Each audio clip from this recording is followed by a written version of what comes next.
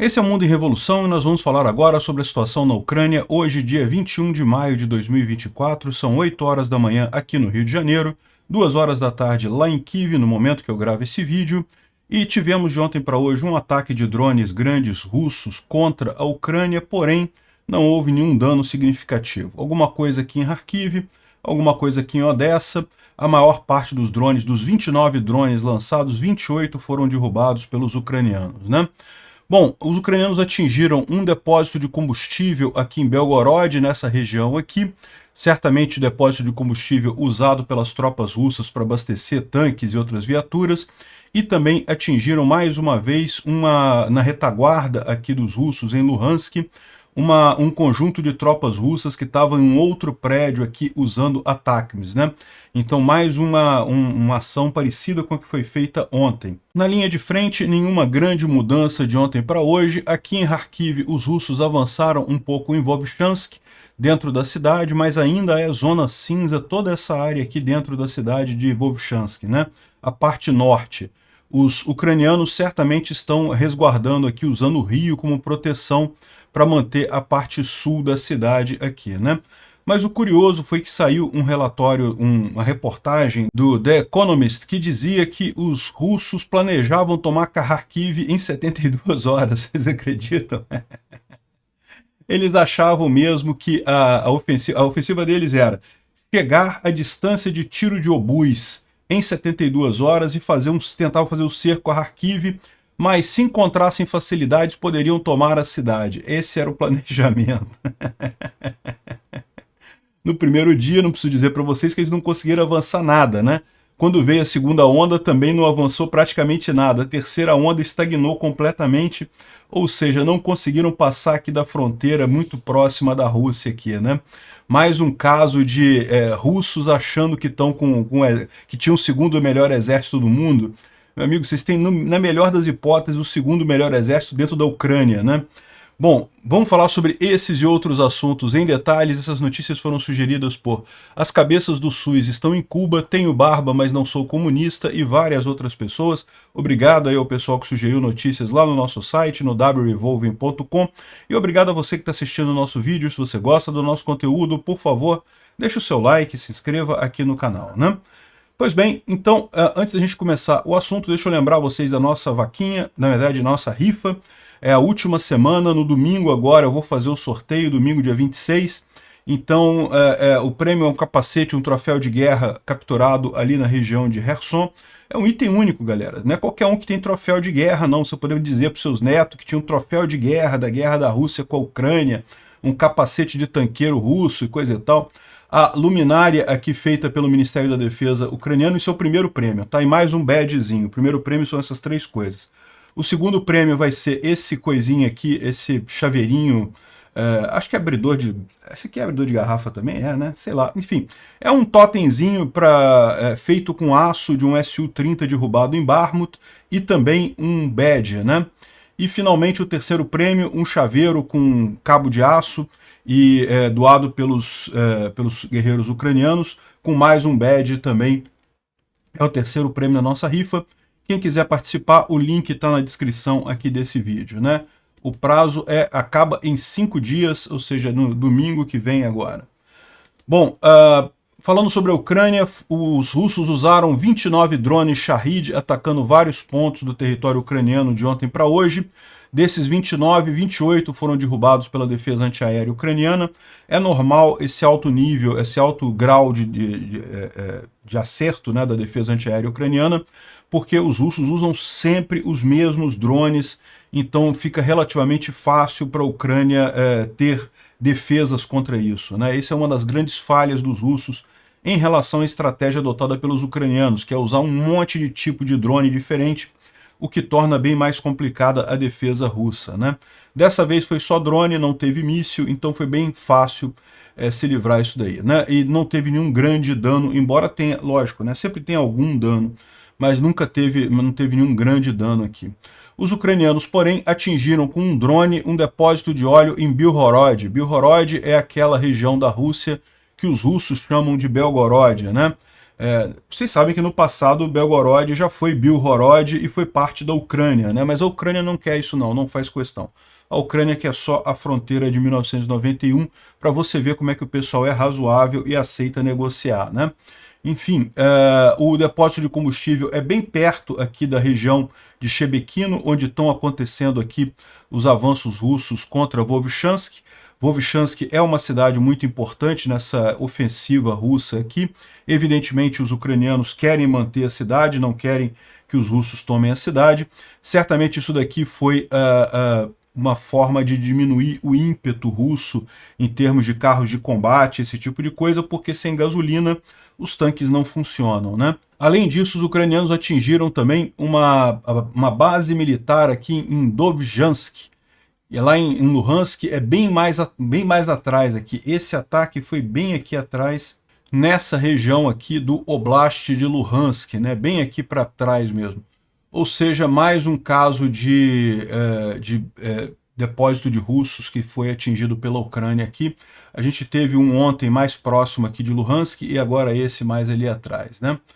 Bom, lembra ontem quando a gente mostrou essa imagem aqui, ó, em que a defesa antiaérea russa fazia um monte de ataques para derrubar um drone, e eu falei, caramba, isso aí tá parecendo um Morro Carioca, e isso aí vai acabar atingindo os civis na cidade, né? Em cima da cidade, os caras usando tiro de metralhadora para tentar derrubar o drone, coisa e tal. Ok, derrubaram o drone, estão comemorando ali, muito bom, parabéns. Aí agora um russo botou o vídeo mostrando o carro dele totalmente quebrado, e ele tira de lá justamente o projétil de metralhadora que foi usado, que é a .50, né? Esse tipo de munição, munição antiaérea. Aí, ó, tipicamente um projétil de .50, todo deformado, evidentemente, porque, né, bateu no motor do carro dele e causou prejuízo completo aí. Evidentemente, isso daqui agora quebrou o bloco do motor, meu amigo.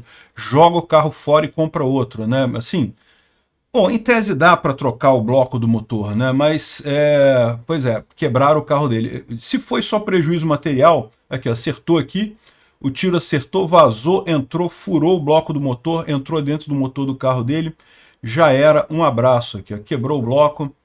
Bom, é aquele negócio, né? Se não foi isso daí é o menos pior, né? Eu fico imaginando a quantidade de pessoas que não foi atingida por esses tiros de metralhadora dos russos, né? Porque isso daí fura a parede, tá? Em .50 fura a parede, fácil. São tiros justamente muito fortes, que é para atingir coisas lá no céu, a grande distância, né? Quando atinge alguma coisa perto, assim, na terra, perto do solo, realmente a energia cinética disso daí é assombrosa, né? Para quem não viu um cartucho de .50, é um negócio desse tamanho, tem 12 centímetros de altura, né?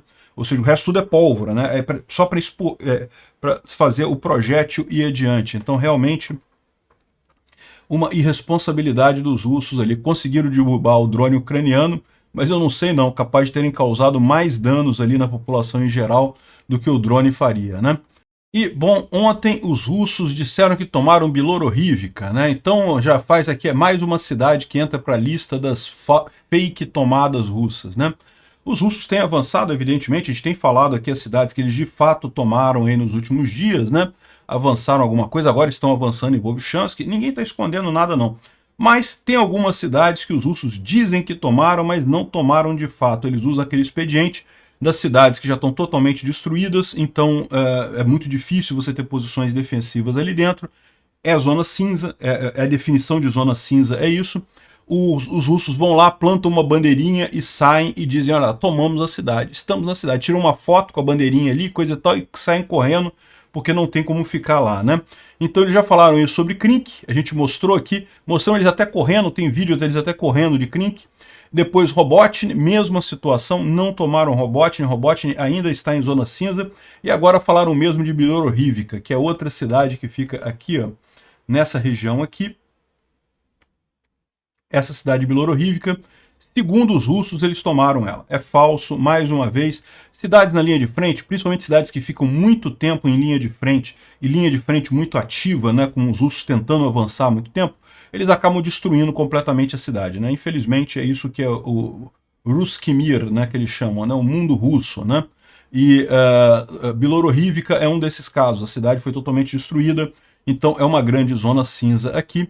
Os russos disseram que tomaram a cidade, mas não tomaram a cidade. O mesmo caso de Robotnik, coisa e tal. As outras cidades aqui, a gente fala, quando eles tomam Netailov, tomaram recentemente, coisa e tal, estão caminhando aqui em direção ao Umansk, a gente vai falar sobre isso daqui a pouco. Enfim, mas essas daí eles não tomaram não, tá? O pessoal, a Astraia tá brincando aqui. Primeiro eles capturaram Krink, depois capturaram Robotnik, depois capturaram Bilororivka e finalmente eles acordaram, né? Olha que beleza. Bom, olha só essa tradução aqui do War Translated, né, do Dmitry, falando que há 2 semanas atrás os russos estavam gritando sobre a inevitabilidade de tomarem Kharkiv, que eles iam tomar Kharkiv de qualquer jeito, que não tinha história, que iam conseguir, que juntaram 50 mil homens em Kharkiv, ali na região de Belgorod, queriam tomar Kharkiv, molezinha e coisa e tal. E agora já estão preocupados com a contraofensiva ucraniana na região. Olha só o que eles estão dizendo aqui. Isso aqui são os russos dizendo, tá? Não sou eu dizendo que os ucranianos vão fazer contraofensiva, não. Eu acho que pelo menos por enquanto não vão. Se fizerem, vai ser mais adiante. Olha só, aqui ó. As forças armadas ucranianas têm potencial para mudar a situação no fronte de Kharkiv? E a resposta, eu digo logo, claro que tem. E essas não são chutes abstratos, mas matemáticas simples da linha de frente que eu tentei estudar enquanto estava viajando os últimos dias nas estradas de Kharkiv ali na fronteira. Para começar, vamos primeiro fazer um outline do que a gente tem no dia 21 de maio, né? Então ele começa fazendo uma descrição, uma visão geral do que tem ali na linha de frente em Kharkiv, né?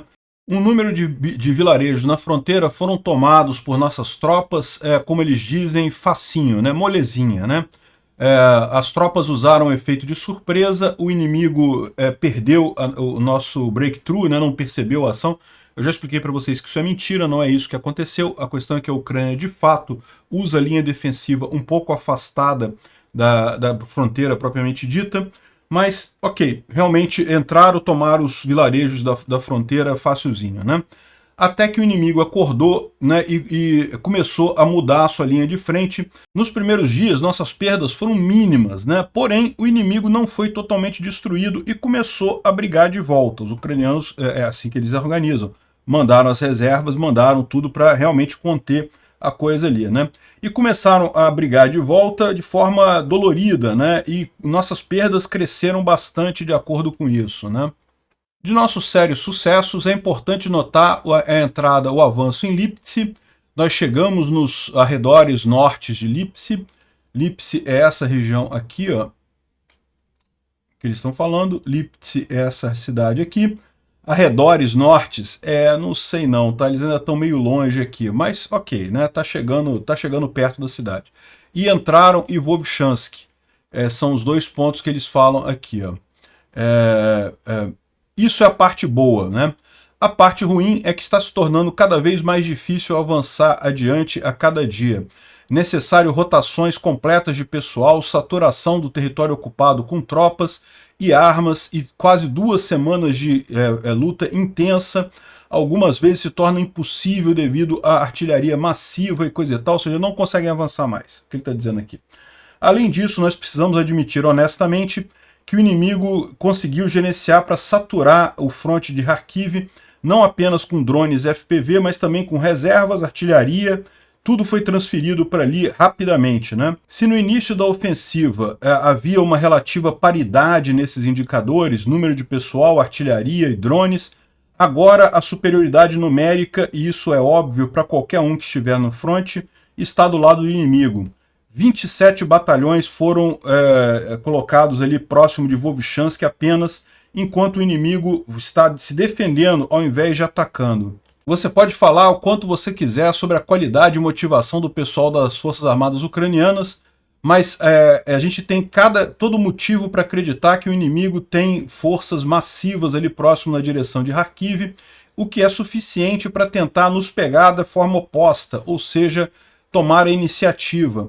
Não é necessariamente o que o inimigo vai fazer nesse caso. O inimigo, no caso, os ucranianos, né?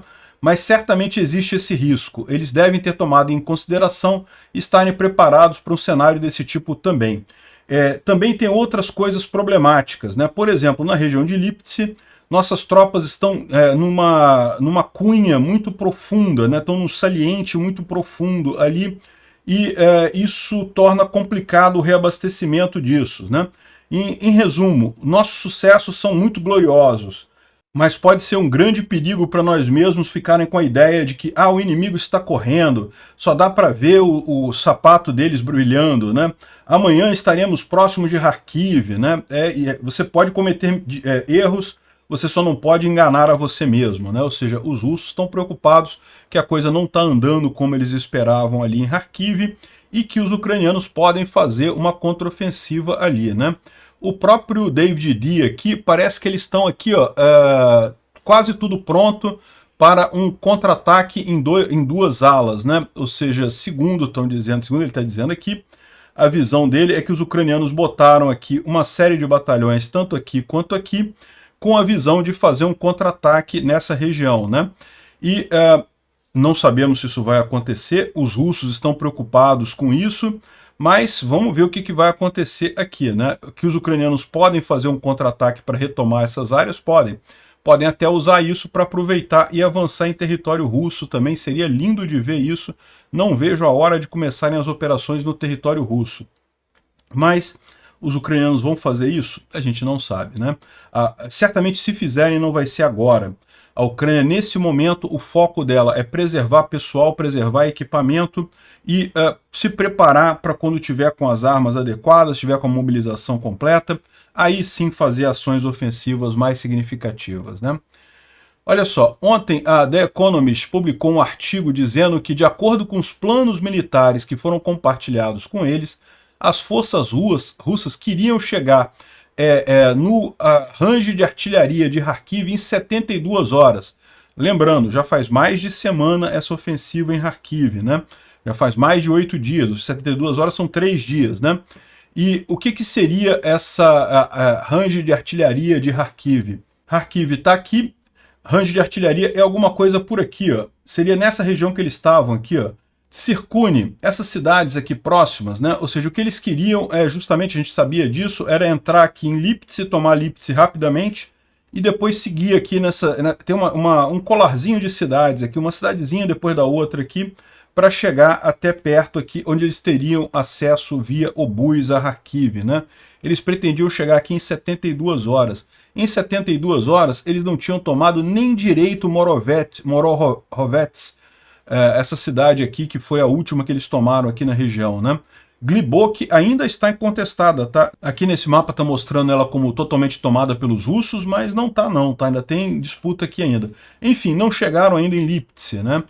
Depois de 2 semanas quase de ofensiva. E aqui também, olha só, aí ele fala aqui, ó, que eles iam tentar para ver se eles conseguiriam cercar a cidade, né? Então ele fala aqui que a ideia era essa, né? Eles estavam com esperança de chegar ao nível de poder fazer bombardeio com obus em Kharkiv em 72 horas, e aí iam tentar cercar a cidade de Kharkiv. Cara, isso nunca iria funcionar, bicho, não tem nenhuma chance. O próprio Tatarigami fala aqui também, eu sou cético quanto a isso, né? Bom, aqui está a reportagem da The Economist, né? De acordo com planos, os russos identificaram dois eixos de ataque em cada lado do reservatório. Isso a gente já tinha falado, é óbvio, né? Eles sabem que é difícil atravessar, então vieram de 2 lados.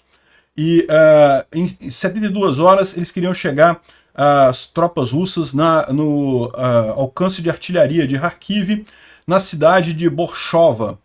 Borshova, então, é uma dessas cidadezinhas aqui. Aqui, ó, Borshova, é uma das cidadezinhas ali, né? Na visão deles, porque estão fazendo a conta, então, de Borshova até aqui o início de Kharkiv, né? Eu fiz a conta aqui para o centro de Kharkiv. Kharkiv, como toda grande cidade, evidentemente, ela se espalha muito. Os arredores aqui de Kharkiv são muito longe aqui do centro, né? Então, Borshova já consegue atingir os arredores de Kharkiv aqui. Esse era, segundo está dizendo aqui a The Economist, o plano dos russos, né? E eles foram parados por um rápido recolocação de um grupo de elite da 92ª Brigada Ucraniana, que empurrou eles de volta 10 quilômetros a partir do alvo inicial. Mas até aquele momento a história era sobre as defesas fracas da Ucrânia, não sei o que lá, e como a 125ª Brigada deveria ter repelido o ataque e de fato fugiu das posições sob a pressão dos ucranianos, e que os ucranianos tiveram perdas terríveis, ou seja, os russos estavam muito otimistas. Eles achavam que iriam conseguir, né? Em Volchansky também o plano deles era andar rapidamente, coisa e tal, mas não conseguiram, né? No final das contas não conseguiram avançar isso daqui. Agora, o Tatarigami é cético sobre essa possibilidade, né? Primeiro, examinando a composição das forças russas usadas nessa direção, o grosso do avanço consistiu em regimentos de rifle motorizados, que com pouca presença de veículos, né? Isso faz com que esse avanço seja relativamente pequeno, a maior parte é a pé, né? Ou seja, ele fala aqui que os russos com pouco equipamento motorizado, com poucos blindados, com poucos veículos, não tinham como tomar essas cidades, nem que não tivesse oposição nenhuma. Se eles fossem correndo na frente, eles não conseguiriam tomar as cidades a pé, né? Só com veículo que eles conseguiriam isso. E tinha pouco veículo. Então, esse não era o plano russo, segundo diz o Tatarigami aqui, né? A gente continua com a visão aqui, eu concordo com ele nesse aspecto, que o plano russo era, na verdade, atrair as reservas ucranianas para aliviar o lado lá em Luhansk, né? E, bom, se era esse o plano funcionou, os ucranianos tiveram que botar reservas ali, né? Só que também a situação não mudou muito do outro lado, os russos continuam não conseguindo avançar no fronte leste ali em Luhansk, porque também já estão culminando a capacidade de ataque deles, né? O mês de maio está acabando, 21 de maio, e esse mês que seria um mês de ouro para os russos, que os ucranianos ainda estão desorganizados, ainda não tem muito equipamento, está chegando ao fim, sem que os russos consigam fazer nada. Boa notícia, junho está chegando aí, as coisas vão mudar. A Straintel fala aqui sobre a chegada no vilarejo de Umansk, né, um grupo de aproximadamente 50 russos, né, de infantaria, 50 soldados russos de infantaria, foram jogados ali próximo de Umansk por 3 veículos blindados, e esses veículos blindados, um deles conseguiu escapar, enquanto os outros foram atingidos pelas forças ucranianas e destruídos, né?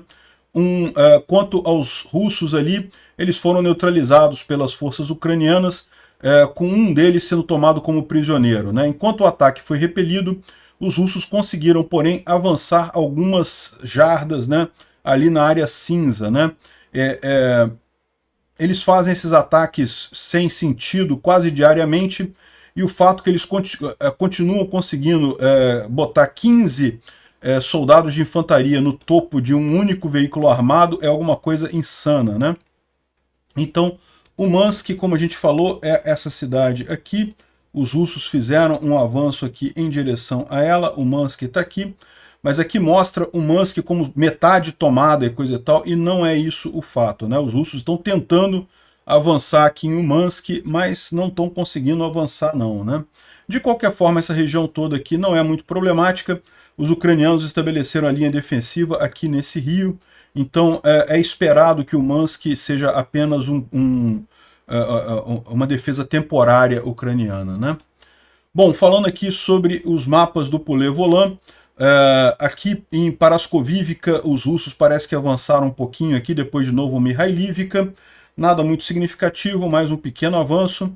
Aqui em Robotny, o pessoal coloca mais avanços russos aqui em Robotny, mas segundo diz a Straintel, nem Robotny ainda foi tomada pelos russos, né? Vamos ver quando o fog dissipar desse avanço aqui.